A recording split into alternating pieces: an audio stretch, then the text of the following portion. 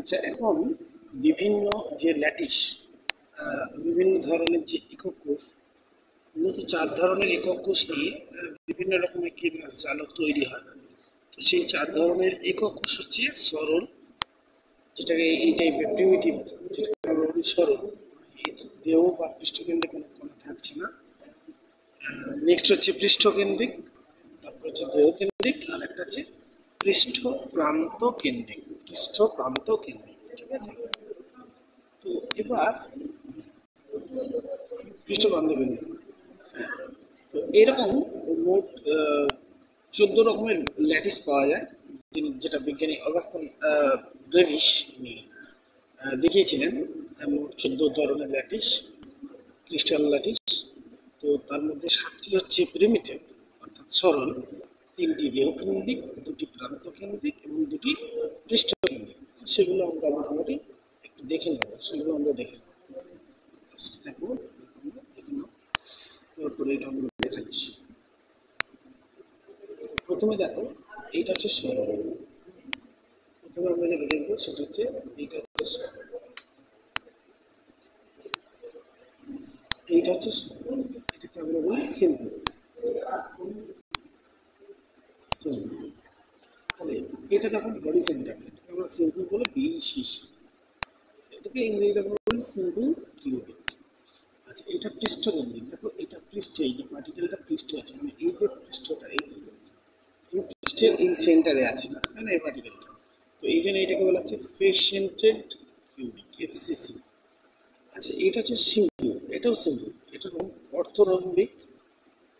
এটা simple cubic নয়, এটা অর্থরম্বিক, কিন্তু এটাও সিম্পল অর্থাৎ প্রিমিটিভ এটা। আর এটা হচ্ছে বডি সেন্টার কিউবিক, বিসিসি। এটা অর্থরম্বিকের মধ্যে এটা আছে বডি সেন্টার কিউবিক। দেখো, এ বি সি তিনটি কিন্তু সমান নয়। এটা পৃষ্ঠকেন্দ্রিক অর্থরম্বিক। এটা হচ্ছে, দেখো এই পৃষ্ঠে আছে এটা, সেই জন্য এটাকে হচ্ছে এফসিসি। আর এটা হচ্ছে এন ফেস সেন্টার। এই দেখো, মাত্র দুটি প্রান্তে আছে, দুটি প্রান্ত যে ফেস আছে, সেই ফেসের দুটো এই জায়গায় একটা কোণা, এই যে। তো এটাকে আমরা বলি N face centre, N face centre cube, ঠিক আছে? তো এরপর আমরা যেটা দেখাবো সেটা হচ্ছে,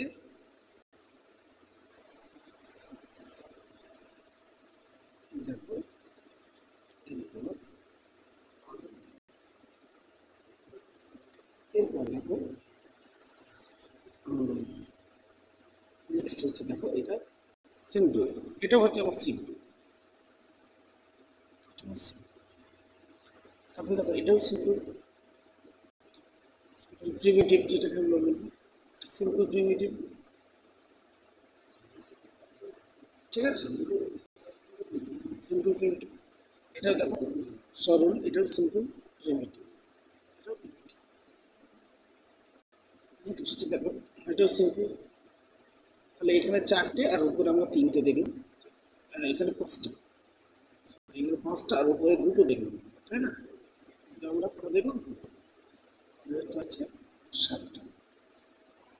তো এবার আমরা যেটা দেখবো সেটা হচ্ছে, দেখো ইনফেস সেন্টার, এটা হচ্ছে ইনফেস সেন্টার, ইনফেস সেন্টার। ইনফেস সেন্টার দুটো, একটা দুটো। আর পৃষ্ঠকেন্দ্রিক দেখো দুটো, এটা একটা, আর উপরে আমরা একটা পৃষ্ঠকেন্দ্রিক দেখিয়েছি। আর দেহকেন্দ্রিক দেখো 3টে, একটা দুটো আর উপরে একটা দেখিয়েছি, 3টে। মোট 3টে হচ্ছে দেহকেন্দ্রিক, দুটো পৃষ্ঠকেন্দ্রিক, দুটো অন্তঃপৃষ্ঠকেন্দ্রিক, আর বাকি 7টা হচ্ছে সিম্পল প্রিমিটিভ। টোটাল হচ্ছে 14টা ব্রেভিস ল্যাটিস। এখান থেকে একটা কোশ্চেন, এই ব্রেভিস ল্যাটিসের সংখ্যা কত, ঠিক আছে?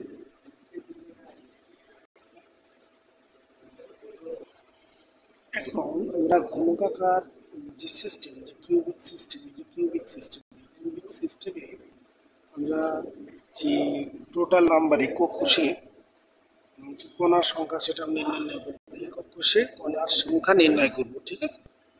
একক কোষে কণার সংখ্যা, ধরো এটা একটা ইউনিট সেল, একক কোষ।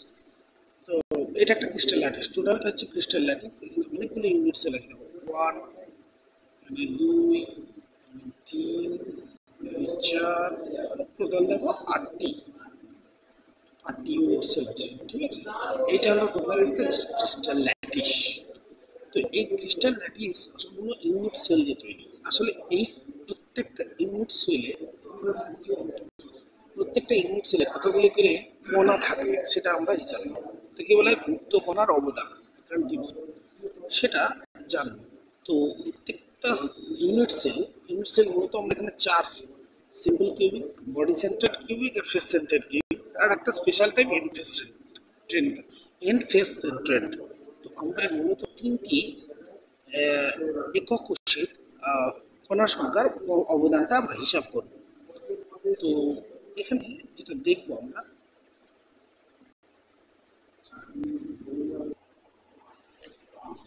তো এখানে আমরা যেটা দেখবো যে যে একক কোষ, number of atoms in unit cell, অর্থাৎ আমরা ক্যালকুলেশন করব। এতে ধরো একটা সিম্পল ইউনিট সেল। এই সিম্পল ইউনিট সেলে আমরা মূলত আলোচনা করব কি না, যে এই যে একটা একক কোষ, এই একক কোষে কতগুলো কণা অ্যাকচুয়ালি অবদান। তোমরা যদি এরকম একটা ইউনিট সেল ভাবো, ইউনিট সেলের এই প্রত্যেকটা অংশকে ভালো করে দেখো, প্রত্যেকটা এই যে কিউবিক পার্ট, এগুলো একটু বড় করে দেখলে এরকম হবে।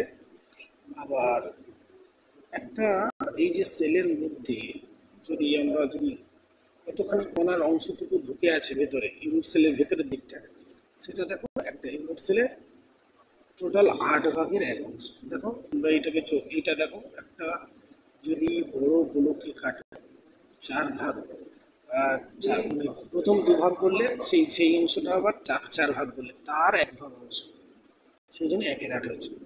এইভাবে আমরা যদি দেখাই ব্যাপারটা বলছি, ধরো এটা একটা আমার স্ফেয়ার, এটা আমার একটা স্ফেয়ার গোল, এটা গোল, ঠিক আছে।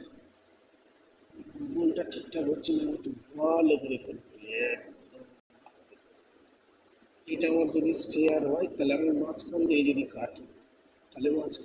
কাটি, তাহলে কি হবে, এর আমার একটা স্ফেয়ার তৈরি হবে, তাই না? এটাকে আমরা সেমি স্ফেয়ার, একটা সেমি স্ফেয়ার তৈরি হবে, তাই না? তাই সেমি স্ফেয়ারটা উপর দিকটা কি হবে, দিকটা সার্কেল হবে। আর এইটাকে যদি আমি 4 ভাগ করি, এই যে অংশটা, এইটাই হচ্ছে এটা, এই পার্টটা। তার মানে কি, হাফের আবার 1/4, মানে এটা হচ্ছে 1/8, 1/8, ওকে, হচ্ছে 1/8।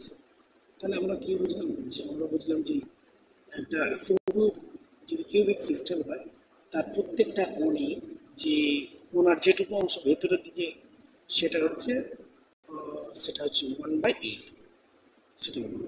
আর এটা হচ্ছে তোমার দেখো, এটা দেহকেন্দ্রিক ক্লাস, এটাকে আমরা বলছি বডি সেন্টারেড কিউবিক দেখো, একটা টোটাল কণা ভেতরের দিকে আছে, তাহলে এখানে টোটাল 8টা কর্ণে দেখো, 8টা কর্ণে টোটাল প্রত্যেকটা 1/8 করে কন্ট্রিবিউশন আছে। তাহলে টোটাল মানে একটা কণার 8টি টুকরো এই কর্ণগুলোতে আছে। অর্থাৎ একটা কণাই বলতে পারি যে ইউনিট সেলের ভেতরের দিকে কন্ট্রিবিউট করছে বা অবদান, তাই না? আর একটা নিজে তো ভেতরে রয়ে গেছে, তাহলে টোটাল 1+1, তাহলে টোটাল কন্ট্রিবিউশন হচ্ছে 1+1 = 2। তার মানে বিসিসি টাইপের ক্লাসে আমরা দেখতে পাচ্ছি যে এই যে পার্ট, এটা একটা কণা, এটা একটা কণা, হ্যাঁ, কালারটা একটু চেঞ্জ করে নিলে ভালো লাগবে। এটা 3 নম্বর, এটা 4 নম্বর, তো এরকম আরো 4টে আছে যেগুলো কর্নারে আছে। তাহলে এর কিন্তু 1/8 অংশ শেয়ার হচ্ছে ভেতরের দিকে, আর এটা ফুল। তাহলে 1/8 ইন্টু এরকম 8টা কর্নার সে আছে, টোটাল শেয়ার 1, আর এখানে +1, so total is equal to 2। ওকে, এই হচ্ছে কনসেপ্ট। নেক্সট আমরা ফেস সেন্টার কিউবিকের দিকে যাব। ফেস সেন্টার কিউবিক ক্যালাস, তো এখানে বলছে 8 corners occupy the total open contribution, আছে ক্যালকুলেশন, ঠিক আছে, এই ক্যালকুলেশন। নেক্সট আমরা দেখব, নেক্সট দেখো দেখানো হচ্ছে এই অংশটা হচ্ছে বডি সেন্টার কিউবিকের একটা অংশ, ঠিক আছে।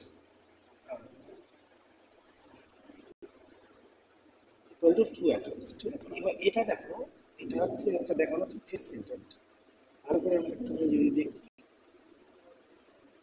এইটা দেখো, এই যে দেখা যাচ্ছে একটা, এইটা হচ্ছে কর্ণ। তাহলে এরকম কর্ণ কতগুলো আছে না স্যার? 8টা আছে। কতগুলো কর্ণ আছে? এরকম 8টা কর্ণ আছে। তাহলে প্রত্যেকটা কর্ণে কন্ট্রিবিউশন 1/8, 1/8 ইন্টু 8, তার মানে একটা করার কন্ট্রিবিউশন হচ্ছে। কিন্তু প্রত্যেকটা দেখো, প্রত্যেকটা ফেস, এটা তো একটা ফেস, এটা একটা ফেস, এই ফেসে দেখো একটা কোণা আছে, যার একটা ভেতরের দিকে, মানে একটা খানিকটা অংশ ভেতরে, এক খানিকটা বাইরে, মানে অর্ধেক। তখন এইটা শেয়ারিং হচ্ছে হাফ। মানে একটা ইউনিট সেলের ফেসে যদি একটা টোটাল শেয়ার থাকে, তার ভেতরের দিকে অর্ধেক থাকবে, বাইরের দিকে অর্ধেক। তার মানে এরকম কটা আছে? 6টা ফেস, 6 ইন্টু হাফ, তার মানে তো 3টে কোণার শেয়ার। টোটাল 6টা ফেসে অ্যাকচুয়ালি 3টি কোণার অংশ আছে। তো 3 প্লাস এই 1 টোটাল হবে 4, তাই না? টোটাল হচ্ছে এরকম 4। এই হচ্ছে কনসেপ্ট। সেটাই বলা হচ্ছে, দেখো এখানে এই গ্রাফিক্যাল পিকচারের মধ্যে দিয়ে দেখানো হচ্ছে 8 কর্নার্স, 8 শেয়ার, টোটাল 1, আর 6 ফেস, হাফ পার ফেস 3, টোটাল 4 অ্যাটমস। অ্যাকচুয়ালি বলা যেতে পারে যে টোটাল 4টে অ্যাটম যেন এর মধ্যে কন্ট্রিবিউট করছে। তাহলে এর কন্ট্রিবিউশন হচ্ছে 4, ঠিক আছে। এইটুকু আমরা মনে রাখবো। তাহলে আমরা এবার এই চার্টটা একটু বুঝে নেবো। এই চারটায় পরিষ্কার দেখানো হচ্ছে, দেখো সিম্পল কিউবিক হলে অর্থাৎ সেখানে কন্ট্রিবিউশন হচ্ছে 1, আর কোষের পৃষ্ঠতলে কোনো কণা নেই, দেহকেন্দ্রে কোনো কণা নেই, টোটাল কন্ট্রিবিউশন 1। পৃষ্ঠকেন্দ্রে আমরা জানি যে 8টা কর্নারে টোটাল শেয়ার 1, 6টা ফেস, হাফ করে শেয়ার, তো 3টি কণার টোটাল শেয়ার 1 + 3 + 0, 0 দেহকেন্দ্রে কোনো নেই। আর এক্ষেত্রে দেহকেন্দ্রে আছে, পৃষ্ঠকেন্দ্রে কেউ নেই। আর কর্নার্সে 1/8 শেয়ার, 8 টোটাল হচ্ছে এখানে 2। এই হচ্ছে কনসেপ্ট, এটা একটু মাথায় রাখবো। আচ্ছা, এবার যেটা আলোচনা হবে, কোনো কেলাস-আকার যৌগের একক কোষে অবস্থিত কণার সংখ্যা থেকে উক্ত যৌগের সংকেত নির্ণয়। তাহলে এটা কি করে সম্ভব? তো এটা করার জন্য ধরা যাক, আমি একটা যদি এরকম ধরে নিই, ধরা যাক এটা একটা ইউনিট আমার সেল, সেলটা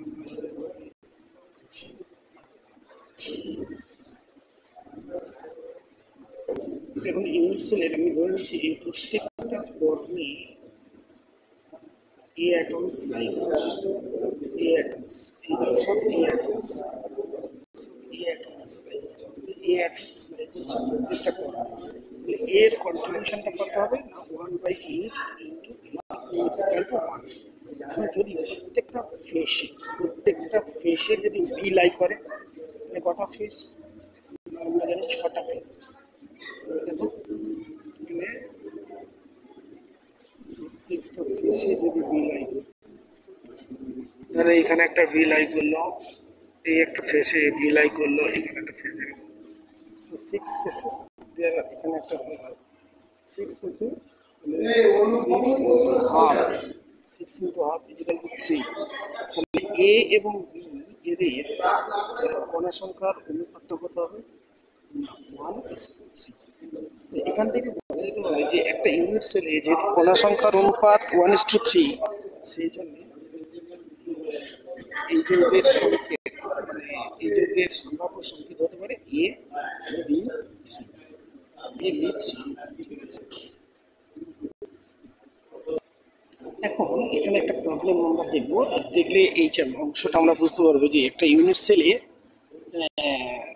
সম্ভাব্য সংকেত কি হতে পারে। ইউনিট সেলে কণাগুলির অবদান থেকে তার একটা সম্ভাব্য সংকেত কি করে আমরা যৌগের বের করতে পারি। পি এবং কি মৌলের সমন্বয়ে গঠিত একটি গ্যাস-আকার যৌগ একক ঘনক আকার, মানে কিরকম না, ঘনক আকার, সিম্পল কিউবিক। এরকম একটা ঘনক যদি আমরা ভাবি, সিম্পল কিউবিক, তার পি বলেছি কোথায় আছে, কৌণিক বিন্দুগুলিতে পি আছে। তো আমি এই পি গুলোকে যদি এই কালারের লাইট দিয়ে দিই, দেখ, তো এই জায়গায় পি আছে, এই জায়গায় পি আছে, এই জায়গায় পি, তাহলে 8টা কর্ণ আমরা জানি, টোটাল 8টা কর্ণ, তাহলে 8টা কর্ণে পি আছে। আর কি বলেছে, এবং পৃষ্ঠকেন্দ্রগুলোতে পি, তার মানে পি এর কন্ট্রিবিউশনটা কত হচ্ছে না, এ 1/8 ইন্টু 8 ইজিক্যাল টু 1, আর 6টা ফেসের প্রত্যেকটা হাফ কোটি contribution half into 6 equal to 3, total কন্ট্রিবিউশনটা কত হচ্ছে 4, পি এর কন্ট্রিবিউশন হবে। বলছে দেহকেন্দ্রে একটি কিউ আছে আর প্রত্যেকটা বাহুর মধ্যবিন্দু, এটা এটা যদি একটা বাহু হয়, এটি মধ্যবিন্দুতে একটা করে কিউ আছে। কিউটা অন্য কালারে যদি দিই, তাহলে দেখো এই জায়গাটায় আমি ধরো একটু কিউ আছে ভাবলাম, এই জায়গাটায় কিউ আছে, এই জায়গাটায় কিউ আছে, এই জায়গাটায় কিউ আছে। তো এরকম কটা কিনারা হচ্ছে না, 12টা কিনারা, এরকম হচ্ছে 12টা কিনারা। প্রত্যেকটা কিনারার শেয়ার কত, 1/4।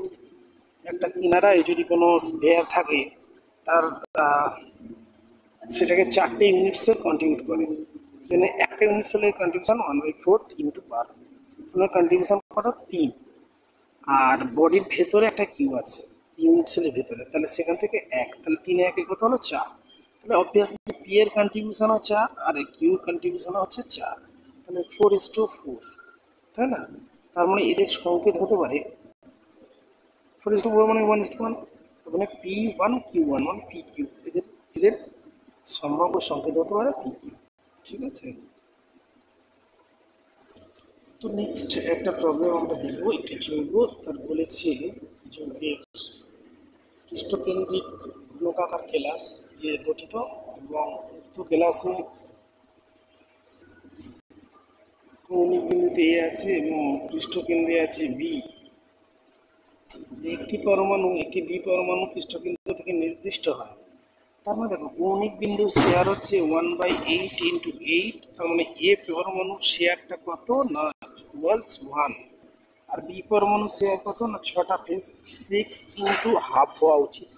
কিন্তু আমরা এখানে একটা জিনিস লক্ষ্য করলাম যে 6টা তো নেই, একটা ফেস থেকে একটা পরমাণু নির্দিষ্ট হচ্ছে, অবভিয়াসলি টোটাল 5 ফেস, তাহলে বি এর শেয়ার হচ্ছে 5 ইন্টু হাফ সমান কত হবে, 5 ইন্টু হাফ ইজিক্যাল টু কত হবে না হচ্ছে, তাহলে কন্ট্রিবিউশন এর হচ্ছে 1:2, বি এর হচ্ছে 5। এটাকে সিম্পলেস্ট ইন্টিজার রেশিও করলে আমরা 2 দিয়ে গুণ করলে 2:5, তার মানে এর কন্ট্রিবিউশন যদি 2 হয়, বি এর কন্ট্রিবিউশন 5, তাহলে সম্ভাব্যতম সংকেত হলো A2B5, মানে এর কেমিক্যাল ফর্মুলা আছে A2B5। এইভাবে আমরা